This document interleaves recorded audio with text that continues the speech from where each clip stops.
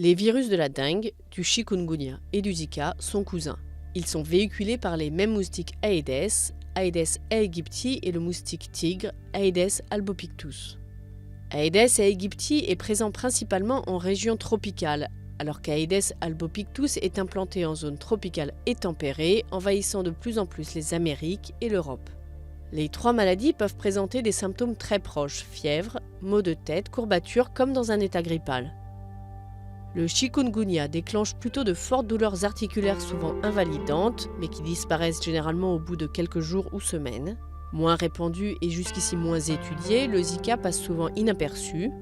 Quand il se manifeste, il donne aussi souvent lieu à des éruptions cutanées ou des conjonctivites.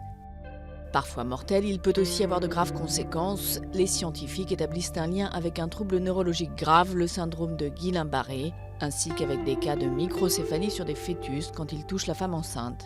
Selon l'OMS, la moitié de la population mondiale est exposée à la dengue. La dengue sévère, autrefois appelée dengue hémorragique, constitue une cause majeure d'hospitalisation et de mortalité pour les enfants en Asie et en Amérique latine. Un patient atteint un jour de la dengue est immunisé à vie, mais seulement contre le type de dengue qu'il a développé. La meilleure protection reste donc d'éviter les piqûres de moustiques qui véhiculent le virus. Tout comme pour se prémunir du chikungunya et du Zika.